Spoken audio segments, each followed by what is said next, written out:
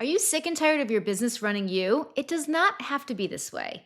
Keep watching because I'm going to show you how to escape the hustle and make your business work for you.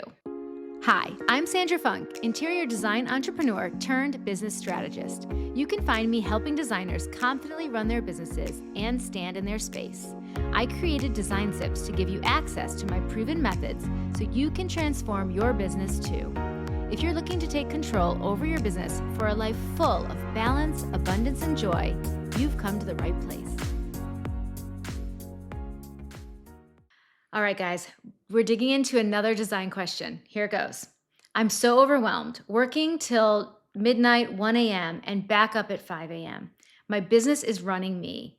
But how do I make money and keep the doors open if I turn down small clients and don't have a big client? Okay, listen, overwhelmed. We need to dig in. Grab yourself a cocktail. It's going to be a deep dive.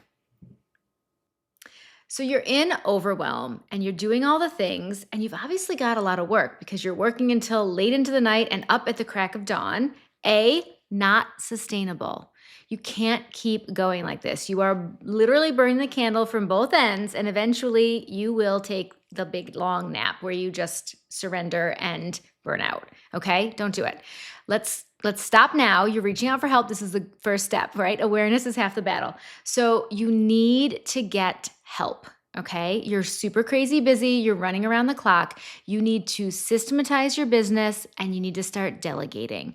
This is overwhelm. If we're looking on the bright side, is the first step in growth, right? This is a sign that it is time for you to grow. How do we grow? We systematize our business so that it's not all in our head, so that we can get help, that we can hire someone and start to delegate and start to share the load. Okay. Also, how do I make money and keep the doors open if I turn down small clients and don't have a big client? Well, you obviously have work, right? You obviously have a lot going on if you're working this crazy busy hard. So what we want to start to do when we're in good flow like that, but it's too much, is we have to start saying no to the little stuff because we don't have any more room on our plate. Okay. While you're systematizing, while you're delegating, while you're training up a new employee, you're going to have to let those little jobs go. Focus on the big, beautiful clients, okay? Keep them happy, keep them coming in, keep signing them. All the while, use the space that you would have been spending on those little clients to training and hiring and systematizing your business. You see how that's all going to work out in the end? You're going to keep delving into the bigger dream clients. You're going to start to create a niche that you have larger jobs, and you're going to spend that extra time that you were spending on the little clients into growth, into your long-term scalability. I think we should drink wine because that was some damn good shit. So if you don't have that big client yet, or they're not coming as potential clients, then you even need that space more because it's time to refine your marketing. If you're ready to jump from the little jobs that are keeping you crazy busy, but maybe not super profitable, and you want to jump to the larger jobs where you can dig in and do great design work and make great money, you have to start setting yourself up for that now. Because you could just keep taking everything that comes your way. You could stay crazy busy, lightly profitable, and exhausted for the rest of your career. It's so important to do as we're talking about this, as the awareness has come in that something needs to shift, that your marketing also needs to take you into those bigger clients. So we need to make sure that you are identifying a dream client archetype, where you want to be. We only go where we want to be if we know where we want to go, right? Like there's an old Yogi Berra thing, like if you don't know where you're going, you're never going to get, I don't know. Yogi has the best way of saying the craziest quotes, but look that one up. But if you don't know where you're going, you'll never get there, period. Like how could you possibly, right? So know who that dream client is. Know really sit down and identify, what does this big project, this big client look like in your dream world?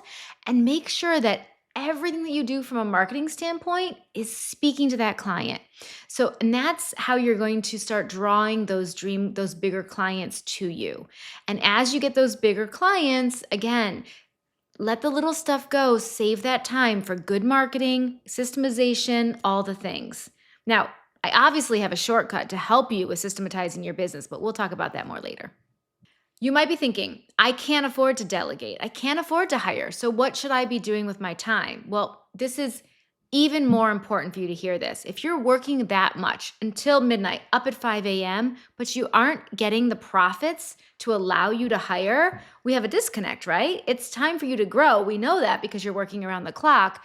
But if you're not putting away profits from this crazy work cycle that you're in, then you're not pricing your projects properly. Okay. Boom, I said it. Now let's dig into the details. So you should be looking at your projects from a standpoint of what is the overall scope? What do I need to make this job worth it for me? How much do I need to charge, right? You need to almost reverse engineer your pricing model. How I do this is a wealth manifestation, which commonly is called a budget, but isn't it more exciting when we talk about manifesting wealth? Yes, it is.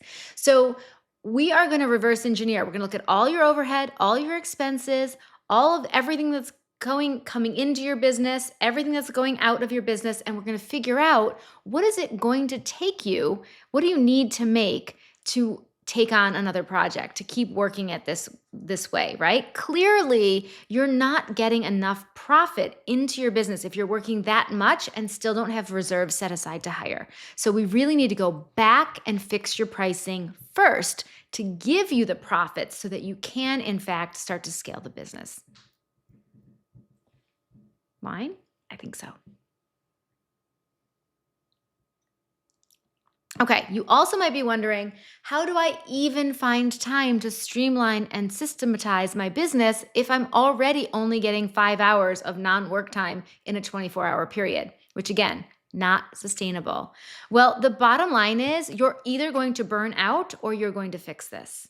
It's one or the other. So what I did when my business was, I'm either going to fix this or I'm going to close, I took a break from taking on new projects while I got my business under control. That's one way to handle it. Take a break and focus on documenting all of your processes, refining them, working them out, getting your pricing right, doing the things. Oh, I have this other thing you could do. You could become a standard member and we could give you all of the systems documented. We could revolutionize your pricing so that you are in fact profitable, making sure that you are reverse engineering profit into your business. And we could give you job postings and templates into how to train an employee, how to manage an employee over time, job descriptions, all of it. It's literally all done for you inside the standard.